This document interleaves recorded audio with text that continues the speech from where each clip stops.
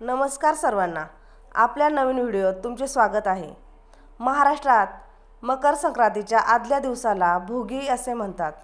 हा सण प्रामुख्याने निसर्गाप्रती कृतज्ञता व्यक्त करण्यासाठी आणि हिवाळ्यातील पोषक आहार घेण्यासाठी साजरा केला जातो. भोगीच्या दिवशी सकाळी लवकर उठून अंगाला तिळापासून बनवलेले उटणे लावून स्नान करण्याची पद्धत आहे. हिवाळ्यात त्वचा कोरडी पडू नये म्हणून तीळ वापरले जातात. भोगीच्या दिवशी जी भाजी बनवली जाते तिला खेंगट किंवा भोगीची भाजी असे म्हणतात. मंडळी, आपल्याकडे एक म्हण आहे, न खाई भोगी तो सदा रोगी. याचा अर्थ असा की या दिवशी जे पौष्टिक पदार्थ बनवले जातात ते जो खात नाही तो वर्षभर आजारी पडतो. भोगीला थंडीच्या दिवसात जे पिके घेतली जातात त्या भाज्यांचा समावेश यात केला जातो, जसे की हरभऱ्याचे ओले दाणे, घेवडा, वांगी, गाजर, ओल्या तुरीच्या शेंगा, बटाटा आणि बोरं. या भाजीमध्ये भरपूर प्रमाणात तीळ घातले जातात. या दिवशी साध्या पोळीऐवजी बाजरीची भाकरी बनवली जाते.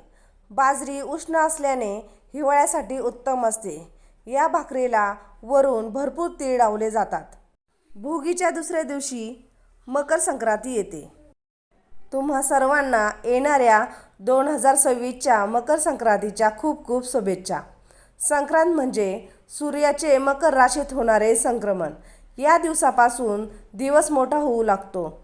आजच्या या व्हिडिओमध्ये आपण संक्रांतीबद्दल अशी माहिती पाहणार आहोत जी कदाचित तुम्हाला इतर कुठेही मिळणार नाही. संक्रांत कशावर बसली आहे इथपासून ते हळदी कुंकू, सुगडं पूजन आणि काय टाळावे यावर आपण सविस्तर बोलणार आहोत. व्हिडिओ स्किप न करता शेवटपर्यंत पहा. चला तर सुरू करूया. 2026मध्ये मकर संक्रांत बुधवार 14 जानेवारी रोजी आहे. सूर्य मकर राशीत दुपारी 3:13 प्रवेश करेल. बुधवारी दुपारी 3:13 ते संध्याकाळी 6:18 पुण्यकाळ आहे. शास्त्राप्रमाणे या काळात स्नान, दान आणि नामस्मरण केल्याने अक्षय पुण्याची प्राप्ती होते. सर्वात शुभ वेळ म्हणजे दुपारी 3:13 ते 5:04 महापुण्यकाळ आहे. या वेळेत केलेले दान 1000 पटीने फळ देते. संक्रांतीचे वाहन आणि उपवाहन. यंदा संक्रांतीचे वाहन वाघ असून उपवाहन घोडा आहे. वाघ हे शक्तीचे प्रतीक आहे. त्यामुळे यंदाची संक्रांत अधिक प्रभावी आणि काहीशी कडक वाटू शकते. संक्रांतीने पिवळे वस्त्र परिधान केलेले असून हातात गदा घेतली आहे. तिने कपाळावर केशराचा टिळा लावला आहे आणि ती बसलेल्या स्थितीत आहे. सर्वात महत्त्वाचे म्हणजे ती दक्षिण दिशेकडे पाहत आहे आणि पूर्वेकडून पश्चिमेकडे गमन करत आहे. ज्योतिषशास्त्रानुसार संक्रांत ज्या दिशेकडे पाहते तिथे काही प्रमाणात चढ उतार किंवा संकटे येण्याची शक्यता असते, तर ज्या दिशेकडून येते तिथे सुख समृद्धी येते. सुगडं पूजन आणि विधी कसा करायचा ते पाहणार आहोत. सुगडं म्हणजे काय, तर संक्रांतीला आपण सुगड पूजतो. सुगड म्हणजे घट.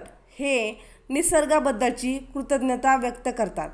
5 सुगडं घेऊन त्यात हरभरे, गाजर, ऊस, बोरे, शेंगा, तिळगुळ आणि नवीन धान्य यात भरावे. त्यानंतर पाटावर रांगोळी काढून सुगडांना हळदी कुंकू लावून अक्षदा आणि फुले वाहून मनोभावे पूजा करावी. हे सुगड आपण विठ्ठल रुक्मिणीच्या मंदिरात जाऊन देवाला आणि सुवासिनींना वाण म्हणून देण्याची प्रथा आहे. संक्रांती सणाला हळदी कुंकू आणि वाण घेण्याची परंपरा आहे. संक्रांतीपासून ते रथसप्तमीपर्यंत तुम्ही कधीही हळदी कुंकू करू शकता. रथसप्तमी हा हळदी कुंकासाठी शेवटचा दिवस आहे. संक्रांतीला वाण देताना प्लॅस्टिकच्या वस्तूचा वापर न करता त्याऐवजी तुम्ही वस्त्र वाण म्हणून देऊ शकता.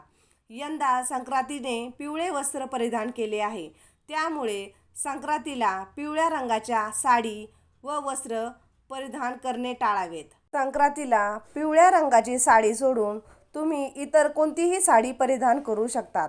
तसेच आपल्याकडे काळी साडी परिधान करण्याची परंपरा आहे, तर तुम्ही काळी साडीसुद्धा परिधान करू शकता.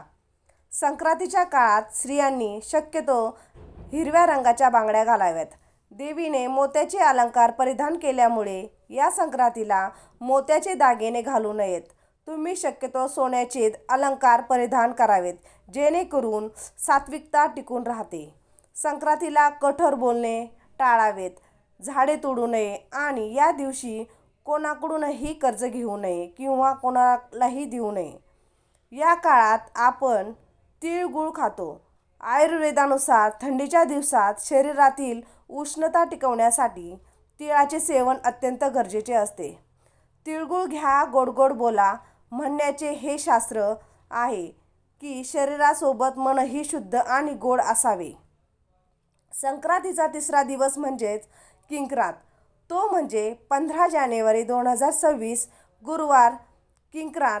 अनेकांना वाटतं की हा दिवस शुभ नाही, पण तसं नाही आहे. या दिवशी देवीने किंकरासूर नावाच्या राक्षसाचा वध करून छळ थांबवला होता, म्हणून या विजयाचा दिवस आहे. महाराष्ट्रात या दिवसाला करीदिनसुद्धा म्हणतात. या दिवशी मोठी शुभ कामे जसे की गृहप्रवेश, साखरपुडा यासारखी कामे टाळली जातात, कारण हा सण दिवस संक्रांत देवीच्या आरामाचा आणि विजयाचा मानला जातो. पण स्त्रियांसाठी हा दिवस खास असतो. एकमेकींना घरी जाऊन हळदी कुंकू करणे, वाण देणे घेणे यासाठी हा दिवस उत्तम आहे. जर तुम्हाला 14 तारखेला वेळ मिळाला नाही तर तुम्ही 15 तारखेलाही संक्रांतीचं वाण घेऊ शकता. तसेच तुमच्या घरात लहान बाळ असेल तर त्यांचा बोरन्हाण नक्की करा. व्हिडिओ आवडला असेल तर कमेंटमध्ये नक्की सांगा.